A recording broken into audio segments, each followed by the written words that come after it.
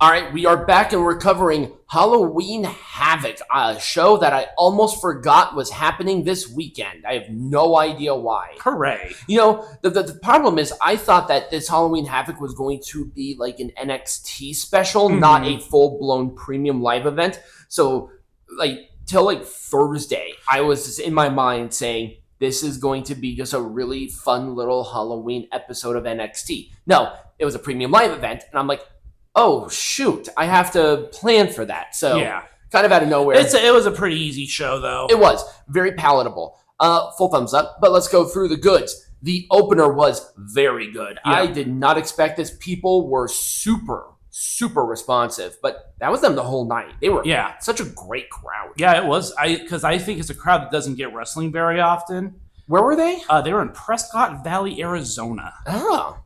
Kind of a weird place for it. Because it's like an hour outside of Phoenix. It's not even in the greater Phoenix metro area. So I'm sure that they got a little bit of, hey, can you want to come host your event here? Oh, I see. Maybe one of those, where they paid.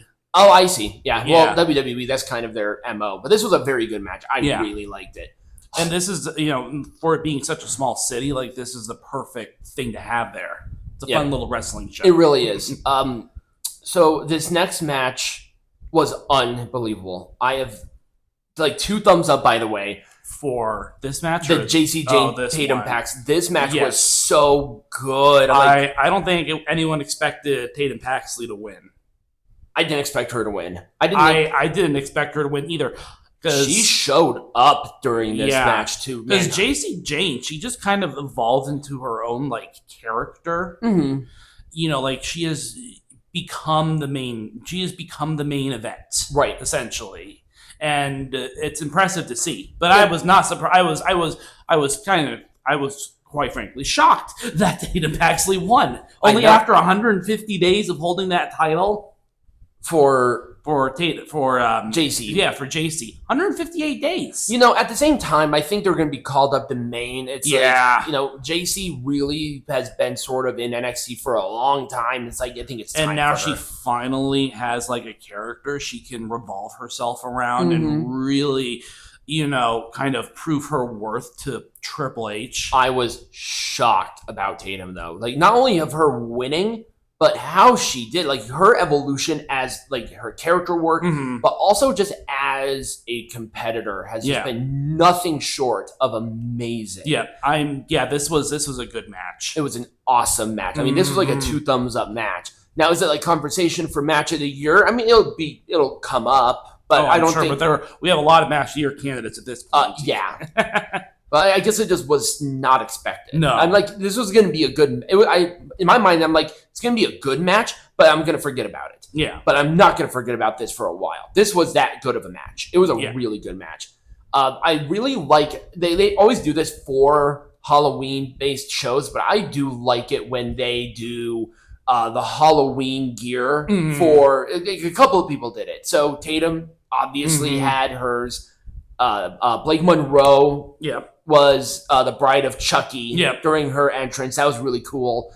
We had Hijo del Dr. Wagner Jr., who was dressed as Halloween Rey Mysterio, which was really cool. I just thought... You had Mr. Iguana, who was an iguana. Yep, it's all awesome. You had he had La Parka, who had the whole get up, the whole dress. It was really cool. Yeah, it was neat. I really, because that, those sort of subtleties really make the show. It's ooh, that's really cool and unique. And just overall, the show was very palatable. Yeah. I mean, not only because it was short, it's because it flowed okay. Yeah. Now, with the goods, there are some bads if you consider them bad. The first one was the Day of the Dead match. I did not like the ambient lighting that they had. That was kind of weird. It was very weird. They should have had more spooky things. Yeah. But they really didn't. They had chairs that didn't have paint or anything on them. It's if you're going to do Day of the Dead, if you're going to gimmick the gimmick, go all out with gimmicking the gimmick. Yeah, exactly. Have the tables with spider webs and sugar skulls on it. And right, yeah, like, you gotta play the part. If yeah. you want to name the match the Day of the Dead match. Somebody bonk somebody with a pumpkin. Like, if you're going to do Day of the Dead, do something like that. Yes. Maybe not as campy, because Day of the Dead is very traditionally nice, but you could do something. Yeah, you could do a little bit more. Yeah. I did like Ethan Page with half of his face painted. And then we already talked about the Rey Mysterio gear for Wagner, but Ethan Page did really well. He won the match. I just thought that they sort of half-assed the gimmick. Yeah. It's like, no, just if you're going to do it, just... Yeah, more like props and stuff that reflect the Day of the Dead would have been nice. Yeah, that would have been really cool. They just didn't do it. No. And I will say WWE back in the day used to do that really well, where they like really gimmicked the gimmick. And I always loved the Halloween-based street fights because they had like had the apples, so you bob your head into the water to grab apples with your mouth. They had that. They have candy, and they had all this bullshit. And it's like, it's stupid, but sometimes stupid is fun in wrestling. You don't have to have it serious all the time. Yeah. This one was just like, it's just weird. A little bit of blue, or a little bit of purple lighting is not sufficient enough. Yes. That's what I was trying to say. The match itself is not a negative. I already gave it 2 thumbs up. It's the orientation of matches. And this was just something that I pointed out. Because as soon as Tatum won, the crowd died a death. Holy crap. They were silent. And I think they followed this up with the tag match, the tag team championship match, which brought it down even more. Right. It didn't lead me to believe. I think the crowd just kind of lost themselves. Like the first part, the crowd was hot. The second part, the crowd was like they just blew their load after Tatum won because she got the biggest pop of the night when she won. I don't think anyone was really expecting Tatum to get as big of a pop, but yeah. No, I mean they should have known. I think if Tatum was going to win it, this should have been the main event. It should have been tag team. Okay, everything was fine up until this match. Tag team title match, NXT title match, this match. Because the tag team title match should have probably been a little bit earlier on in the card. That's why third one down would have been fine. Because the first 2 I liked where they were. Yeah. And then they wanted to I think they also didn't want the hardcore match and the hardcore match right next to each other. Yeah, and I get that too. But then you have to have both women's matches are next to each other, which is what happened at this show. Right. So it's like, well, what part of it did you want? Yeah. Unless you want to flip the NXT title match to the third match in the card with 2 more matches. Right. But it's like, did you really want to do that? Even though the match itself was kind of there. The spacing was kind of was very different than what I was expecting. Yeah, and that's why it's a negative. The orientation of matches are important. Yep. This was very disappointing. Yeah, this is kind of why I was saying like this. The whole Darkstate thing is not working for me the way that I thought it would work for me. It was actually the polar opposite. I thought Darkstate were really trying. The Hardys looked fucking ancient.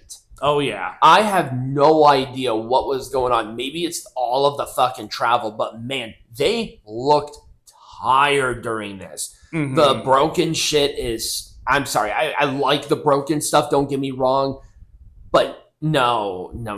You have broken rules. There was an expectation of broken rules. Yeah. And go to the Hardy compound to do broken rules. Right. It's a hardcore match. Right. Just call it Extreme Rules. Don't call it Broken Rules. We've had Broken Rules. Yes, we have. And that was at the Hardy compound. Yeah. So this one didn't make sense to me from the standpoint of the gimmick of the match. Yep. Because it wasn't really a Broken Rules match that I was expecting it to be. And yeah, Darkstate, I'm not getting really the direction of the group. It's because they lost it to the Hardys, and then like 2 weeks later, they won it back. I think they wanted the big match with the Dudleys and the Hardys to have both sets of tag team champions on the line. That's why they won it. No, okay. But I don't think it needed both titles personally. It was very odd, but it is what it is. Yep. Darkstate won them back. Like I said, it was meh. Yeah. And like I said, I don't want to say blame the Hardys, but I blame the Hardys. They just looked really old. It's like goddamn, you guys are not 30 anymore. You guys have families. We all need to chill about jumping off of the ladder. Right. After a while, jumping off of the ladder ain't, it's like, right. Okay. Don't do more. Just don't do it. And this match just felt there. Yeah. Trick is ready for main. Put him on main roster. At this point, he's ready. Yes. I think they just wanted the rematch so we can get that out of the way. Yep. Ricky Saints, both of them are very good wrestlers. Yes. But this match was just death. Holy crap. It was just like... Well, I think it was a match order. Oh, God, I think so. I think you're right. And this was also after the Hardy match. So and that one stunk up the fucking place. Yeah. So I don't know.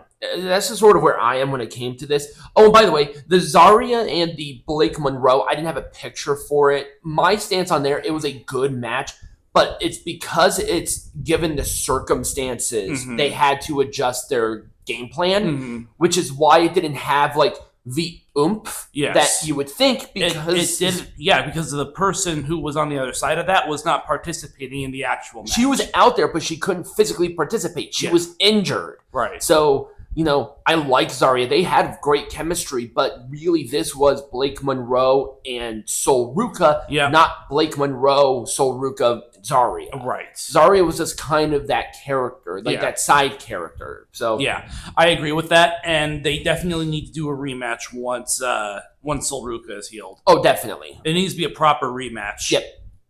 Absolutely. But that's all I got. That's all I've got for Halloween Havoc. I'm hoping we get to see Zaria do more independent stuff. But I don't want Sol Ruka out there. No. I want sort of Zaria to kind of go on the warpath that I thought she was going to, instead of hooking up with Sol Ruka. Would I watch that for 20 minutes? Probably. Anyway, that is Halloween Havoc overall. A enjoyable program, but if you have not watched it, watch the women's title match and you should be okay, to be honest with you. Everything else is there, but that women's title match was something different. Anyway, next week, Saturday's main event. Yes. Is that the Cena one? No, that's next month. Yeah, that's next month. So if you guys enjoy this, remember to like, subscribe, share, send me matches. I cannot find matches right now. There's a few matches that I'm trying to find, but they are buried in the ether of pro wrestling. So, as always, be majestic.